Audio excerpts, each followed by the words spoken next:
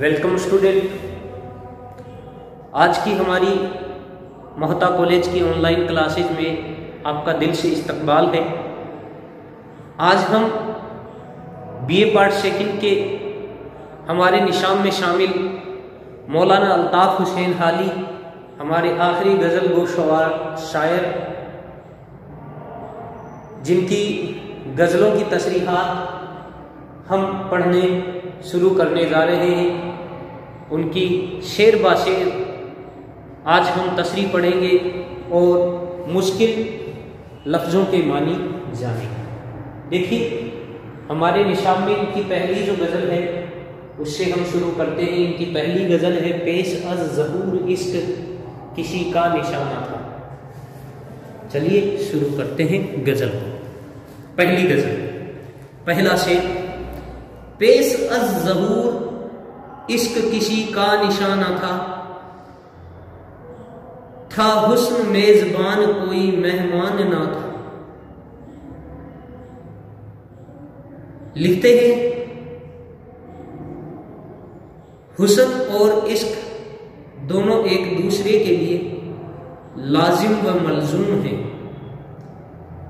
हाली कह रहे हैं कि इश्क का जब ज़हूर हुआ तो उससे पहले दुनिया में किसी का वजूद ना था, सिर्फ हुस्न मेजबानी के लिए मौजूद था। इसके अलावा कोई भी मेहमान ना मौजूद था। यानी खुदा की जात की तरफ इशारा कर रहे हैं कि वो अज़ल से है और अबद तक रहेगा। यानी यहां हुस्न खुदा से बताया है कि पेश अज़ ज़हूर इश्क किसी का निशाना था। यानी इससे पहले जब इश्क शुरू हुआ, इश्क की शुरुआत हुई तो कोई नहीं था, सिर्फ था हुस्न मेजबान, मेजबानी सिर्फ हुस्न करने वाला था, कोई उस दौरान मेहमान नहीं था। यानी सिर्फ खुदा ही खुदा था। यानी शुरू से अज़ल से खुदा था और अबद तक रहेगा। अगला शेर, हमको बहार में भी सिर गुलिस्तान था। देखिए, हमको बहार में भी सरे गुलिस्तान था, यानी फिजा से पहले ही दिल सादमाना था। सादमा से माना यहाँ है खुशी। और देखिए, सरे गुलिस्तान यानी फिक्र, यानी गुलिस्तान की फिक्र, ख्याल। तो देखिए, शेर में हाली कह रहे हैं कि मौसम बहार से किबल, यानी उससे पहले जब बहार का मौसम आया उससे पहले ही हमारी मजबूरी और लाचारी की वजह से हमारा दिल हमारे काबू में ना रहा और हमेशा गमज़दा रहा, जिसकी वजह से मौसम बहार आने पर हमने अपने गुलिस्तान का ख्याल ना किया। यानी कि बादे खिजा से गुलिस्तान वीरान हो गया। यानी जब से दिल में बादे खिजा यानी पतझड़, रुसवाई, गमगीनी, गम आया है, जब से दिल हमारे दिल में जब से पतझड़ आया है, मुरझाया है, तब से हमें गुलिस्तान के जो हमारा गुलिस्तान था वो वीरान हो गया, उसका ख्याल ही नहीं आया, बल्कि इतना कुछ हो गया, बादे बहार का मौसम तक आ गया, फिर भी हमारा गम कम ना हुआ। हमने गौर ही नहीं किया, फिक्र ही नहीं की। तीसरा से, मिलते ही उनके भूल गए कुल्फते तमाम। कुल्फते यहाँ मुराद है रंज, तकलीफ। गोया हमारे सर पे कभी आसमान न था। महबूब से अपनी मुलाकात खुशी का इजहार कर रहे हैं कि जैसे ही उनसे मुलाकात हुई तमाम कुल्फते, रंजोगम सब भूल गए और एक नया जोश पैदा हो गया। इन हालात में ऐसा लगता है कि जैसे हमारे सर पर परेशान करने वाला आसमान था ही नहीं जो कि हमको परेशान करने वाला था। यानी हम अपनी जितनी भी कुल्फतें थी, जितने भी तकल्लुफ थे, तकलीफ थी, रंजोगम थे, सब भूल गए, सिर्फ एक मुलाकात। अगला शेर, क्या जानते थे जाएगा जी एक निगाह में, क्या जानते थे जाएगा जी एक निगाह में, थी दिल की एहतियात मगर बेमजा न था। लिखते हैं, देखिए शेर, देखिए क्या लिखा है यहां, बेम यानी खतरा, अंदेशा, इसका अंदेशा नहीं था। देखिए क्या लिखा है इसमें, शायद कह रहे हैं कि इश्क ऐसी बला है कि जिसने भी महबूब को देखा तो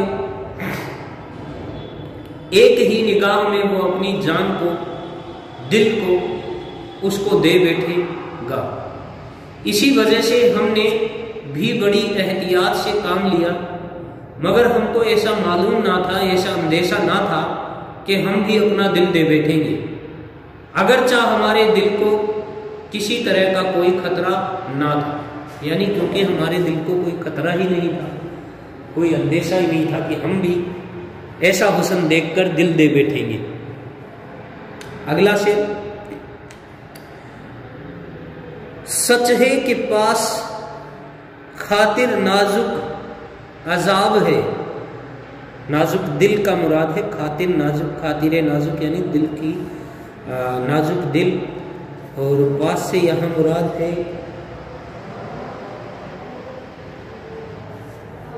ख्याल या लिहाज। लिखते हैं, सच है कि पास खातिर नाजुक अजाब है,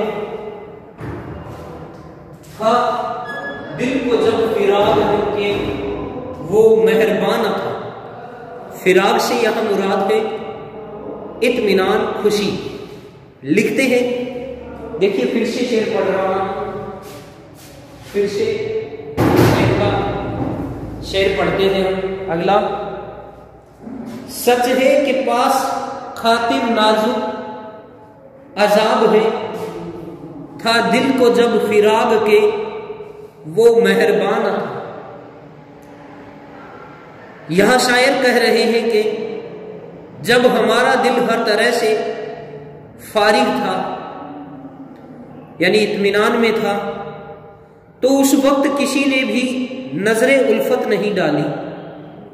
अब वो नाजुक हो गया है तो उसका ख्याल रखना बड़ा ही मुश्किल मामला है, क्योंकि उसमें नजाकत महबूब की नजर उल्फत की वजह से हो गई, जिसकी वजह से बेचैनी बढ़ गई है, जिसकी वजह से बेताबी, बेचैनी बढ़ गई। देखिए फिर से, चलो अगला शेर पढ़ते हैं। बिल्कुल इजी शेर था वैसे ये, शायद इसकी तस्रीफ फिर से समझा देता हूं। देखिए लिखा है, सच है कि पास खातिर नाजुक अजाब है, यानी हमें इस बात का इत्मीनान भी है। आगे लिखा ना, था दिल को जब फिराग के वो मेहरबान था, यानी लिखते हैं कि हमारे पास क्या है, एक नाजुक दिल है और वो हर तरह से क्या है, फारिग है, फुर्सत में है, लेकिन उस वक्त हमारी तरफ किसी ने नजर उल्फत नहीं डाली। अब वो क्या हो गया, नाजुक हो गया।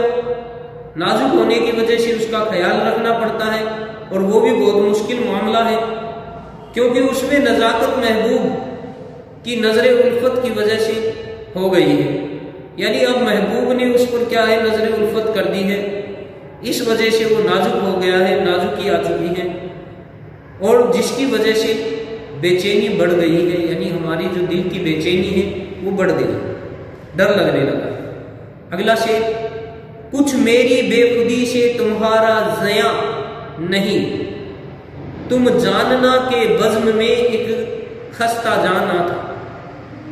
बज़्म तुर्ब से में महबूब जो उनसे कतरा रहा है, उससे कह रहे हैं कि मेरी दीवानगी की वजह से तुम्हारा भला क्या नुकसान हो सकता है।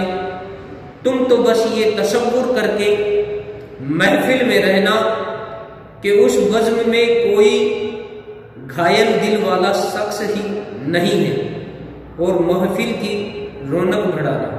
यानी तुम्हें आखिर बज़्म में महफिल में आने से किस चीज़ का डर लग रहा है।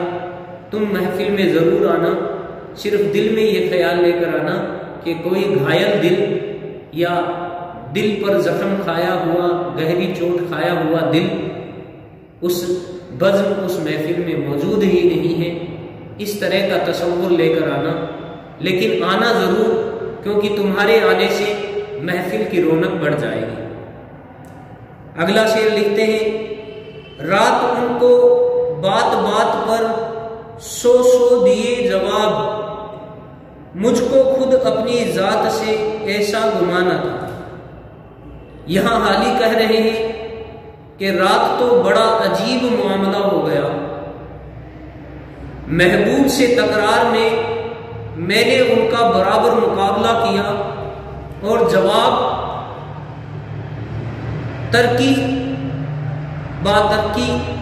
तर्क दे देकर देता रहा। बिल आखिर उनको पीछे हटना पड़ा। इस पर मुझे खुद अपने ऊपर ऐसा गुमान ना था कि मैं ऐसा भी कर सकता हूं। यानी मुझे इस बात का एहसास तक नहीं था कि मैं अपने महबूब को बार बार में हर सवाल का जवाब दे सकता हूं। अगले से, रोना है ये कि आप भी हंसते थे वरना या, रोना है ये कि आप भी हंसते थे वरना या, तान रकीब दिल पे कुछ ऐसा गिरा न था। रकीब का माना है इश्क का दुश्मन। हाली अपने दिल की कैफियत बयान कर रहे हैं कि रकीब यानी दुश्मन के ताने हमारे लिए कुछ हैसियत नहीं रखते। यानी जो हमारा इश्क का दुश्मन है वो अगर हमें ताने देता है तो वो हमारे लिए कोई माने नहीं रखते हैं, कोई उनकी हैसियत नहीं है और ना उनका हम पर कुछ असर होता था। हमको इस बात का रोना अफसोस है कि हजरत आप भी रकीब के ताने पर हमारे ऊपर हंस रहे हैं। बस यही हमारे लिए अफसोस का मकाम है। अगला शेर, था कुछ ना कुछ के फांस सी एक दिल में चुभ गई, था कुछ ना कुछ के फांस सी एक दिल में चुभ गई, माना कि उसके हाथ में तीरो सनान ना था। तीरो सनान से मुराद है तीर, यानी जो तीर नुस्तर होता है, और सनान यहां नेजे को, भाले को कहा गया।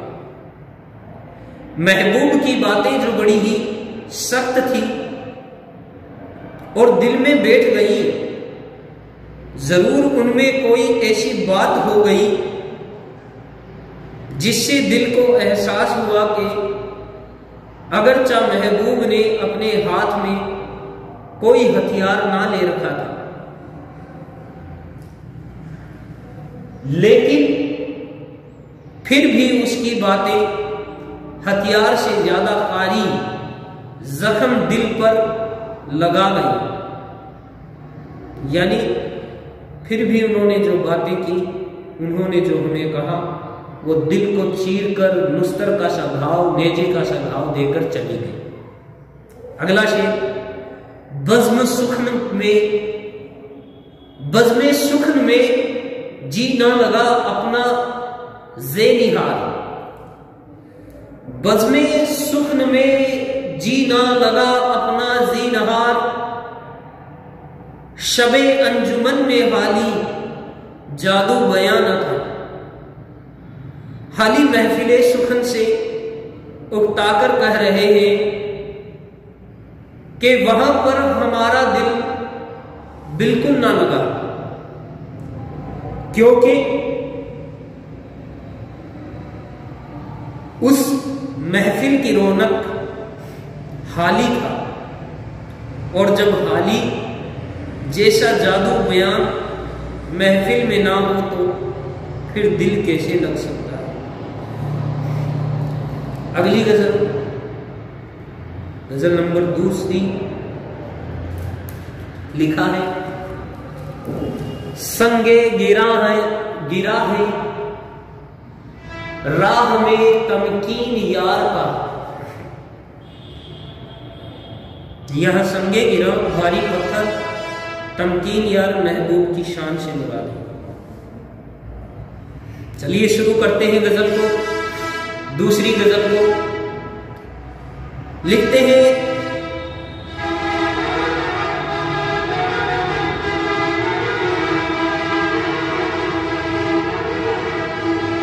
लिखा है, संगे गिरा है राह में तमकीन यार का, अब देखना है जोर दिल बेकरार का। यहां शायर कह रहे हैं कि इश्क की राह इतनी आसान नहीं है। संगे गिरा भारी पत्थर इतनी आसान नहीं है, बल्कि उसमें महबूब की शान और अना जैसी सख्त और भारी चीजें रुकावट डाले हुए हैं। अब ये देखना है कि बेकरार दिल के अंदर कितनी ताकत है कि वो उन सख्तियों का पार करके अपने मकसद में कामयाब होता है या नहीं। यानी लिख रहे हैं कि महबूब की शान बचाए रखना और इश्क की राह कोई आसान राह नहीं होती है। बहुत सी सख्त चीजों से गुजरना पड़ता है, बहुत सी रुकावटें सामने पेश आती हैं, और देखना ये होता है कि ये जो बेकरार दिल है हमारा, इसके अंदर ताकत कितनी है कि वो सख्तियों को सहन कर सकता है या नहीं कर सकता, उनसे पार अपने मकसद में कामयाब हो सकता है या नहीं हो सकता। अगला शेर, एक खोसी हो गई है तहम्मुल की वरना वो हौसला रहा नहीं सब्रो करार का। देखिए, खोसे यहां मुराद है आदत, तहम्मुल यानी बर्दाश्त की आदत। यहां तहम्मुल लफ्ज लिया है, यानी हमें बर्दाश्त की आदत हो गई है। देखिए, गर्दिश का जो वक्त है, गर्दिश आयाम से मजबूर होकर हाली में सब्र और करार का हौसला खत्म हो गया, जिसका वो इकरार कर रहे हैं, लेकिन उसके साथ ये भी कह रहे हैं कि मैं इश्क में सब्र करते करते इसका आदी हो गया हूं। यानी इस शेर में इन्होंने बताया है कि हम इश्क के आदी हो चुके हैं, इश्क की जितनी भी शक्तियां हैं उनको सहते सहते उन शक्तियों के आदी हो चुके हैं। अब देखिए, उसकी वजह से बर्दाश्त कर रहा हूं, यानी बर्दाश्त की ताकत बढ़ गई है। वैसे तो मेरा हौसला खत्म हो चुका है, यानी मेरा हौसला तो खत्म हो चुका है, लेकिन इसकी आदत पड़ चुकी है। इस वजह से बर्दाश्त करने की ताकत हमें बढ़ चुकी है। अगला शेर लिखा है, आओ मिटा भी दो खलस आरज़ुए कत्ल, क्या एतबार जिंदगी ये मुस्तआर का। यानी ये उधार की जिंदगी है, कह रहे हैं मुस्तआर से मुराद है उधार। और आगे लिखा है, देखिए शायर ने एक लफ्ज इस्तेमाल किया है खलस, यानी चुभन और खटक, यानी कत्ल की जो आरजू है आपके दिल में उसको मिटा दो। लिखते हैं अपने दुश्मनों को कह रहे हैं, उनसे मुखातिब हो रहे हैं,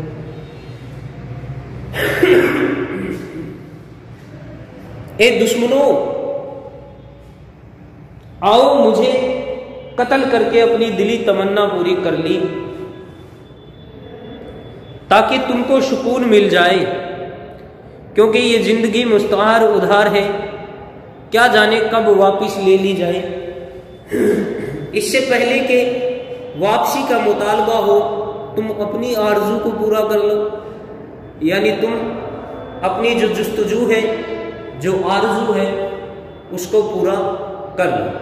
यानी शायर ने यहाँ अपने मकतूल, अपने दुश्मनों से खिताबत की है और उनको कह रहे हैं कि ना जाने हमारी ये जो उधार की जिंदगी है कब खत्म हो जाए, कब वापस ले ली जाए, तो तुम भी अपनी आरजू को पूरा कर लो। तुम्हारी जो आरजू है मेरी जिंदगी छीनने की, मुझे कत्ल करने की, आओ तुम भी मुझे कत्ल कर लो, अपनी आरजू पूरी कर लो ताकि तुम्हें सुकून मिल सके। अगला शेर लिखे हैं, हम खुश कभी हुए हो तो गम नागवार हो, हम खुश कभी हुए हो तो गम नागवार हो, मिलता नहीं मोहल गिला रोजगार का। गिला रोजगार यानी वक्त की जो गर्दिश है उसका बयान कर रहे हैं। महल से यहां मुराद है मौका, यानी यहां शायर अपनी किस्मत का रोना रो रहे हैं कि कहते हैं देखिए कि हमें कभी खुशी मिली ही नहीं, हमेशा गम ही साथ रहा और महबूब का गिला और शिकवा ही हमारी जबान पर रहे, तो फिर भला हम कैसे वक्त और जमाने की शिकायत करते, एक गम से फुर्सत मिलती तो ऐसा होता। यानी हमें हमारे इश्क की जो शिकायत थी, महबूब से जो शिकायत थी, उस शिकायत से ही मौका नहीं मिला, तो फिर भला हमें जो वक्त की गर्दिश थी, जो जमाना था, उसकी शिकायत का हमें मौका कैसे मिलता। अगला शेर, समझो मुझे अगर तुम्हें है आदमी की कदर, समझो मुझे अगर तुम्हें है आदमी की कदर, मेरा एक इल्तफात ना मरना हजार का। देखिए यहां शायर ने इल्तफात लफ्ज का इस्तेमाल किया है जिसका माना होता है तवज्जो करना या तवज्जो। लिखते हैं महबूब से, यानी अपने महबूब से कह रहे हैं कि ए महबूब, अगर तुम्हारी नजर में इंसान की कदर कीमत है तो फिर मुझको समझो कि मेरी नजर में तुम्हारी क्या अहमियत है। अगर तुमने मेरी तरफ तवज्जो ना की तो फिर हजारों ऐसे होंगे जो तुम्हारे हाथों से मरेंगे, इसलिए तुझको तख्ताए शितम बनाकर दूसरे लोगों की जान बख्श दो। यानी तुम्हें हम तख्ताए शितम बना लेते हैं, लेकिन कम से कम दूसरे लोगों की जान बख्शी कर दो। अगला शेर लिखते हैं शायर फिर, गर सुबह तक वफा ना हुआ वादाए विशाल, यानी मिलन का जो वादा है वो वफा ना हुआ, उसकी शिकायत कर रहे हैं, उसका बयान, अपने दिल की कैफियत का इजहार कर रहे हैं। सुन लेंगे वो माल शब इंतजार का, हाली महबूब की वादा पूरा करने की तरगीब दिला रहे हैं, उसे याद दिला रहे हैं कि शबे विशाल में वो अपना वादा पूरा कर लें। अगर सुबह होने तक उन्होंने अपना वादा पूरा ना किया तो फिर इस समय इंतजार के अंजाम की खबर सुबह तक उनको मिल जाएगी कि इंतजार कितना शदीद, कितना गहरा होता है, और आशिक ने इसी इंतजार में अपनी जान दे दी। अगला शेर, अब महबूए गुल पे हुआ कब दिले हज़ीं, अब महबूए गुल पे हुआ कब दिले हज़ीं, हमको चमन से याद है जाना बहार का। हर तरफ मायूसी और उम्मीदी के हालात से हाली का दिल गमज़दा है, और वो कह रहे हैं कि हमारा गमज़दा दिल अब भला गुल की मोहब्बत में कैसे गिरफ्तार हो सकता है। हमको तो वो वक्त अच्छी तरह याद है जबकि चमन से उसका हुस्न बहार के साथ ही चला गया था, तो फिर भला हमारा दिल कैसे खुश रह सकता है। बिल्कुल इजी, सादा सलीस जबान के शेर लिखे हैं। अगला शेर शायर लिखते हैं, हर सिमत गिर्द नाकाए लेला बुलंद है, पहुंचे जो हौसला हो कशी सहो सवार का। यहां शह सवार से मुराद है बड़ा सवार या घुड़सवार। शायर लिखते हैं कि इंसान के सामने एक मकसद होता है जिसको हासिल करने में बड़ी मुश्किलात का सामना करना पड़ता है। उस मकसद को वही हासिल कर सकता है जिसके अंदर अज़्म और हौसला हो। जिस तरह से लैला के नाका के लिए मजनू सिफ्त इंसान हर मुमकिन कोशिश करता है, इसी तरह से हर इंसान को अपने मकसद की कामयाबी के लिए सख्त कोशिश करना चाहिए। अगला शेर लिखते हैं, गुर्बत की मशअलों ने वतन को भुला दिया। देखिए यहां गुर्बत से मुराद है परदेश का। फिर से, गुर्बत के मशअलों ने वतन को भुला दिया, खाना खराब खातिर उल्फत शआर का। हाली कह रहे हैं कि अब इस कम वक्त उल्फत रखने वाले दिल का खाना खराब हो चुका है, जिसके हाथों मजबूर होकर हम दर बदर भटकते फिर रहे हैं और इसी इश्क की वजह से सख्त परेशान हैं। देश और परदेश की तमीज नहीं है, वतन की मोहब्बत इसी इश्क की वजह से हासिल होने वाली तकलीफों से भूल गए हैं। अगला शेर, हाली बस अब यकीन है कि दिल्ली के हो रहे।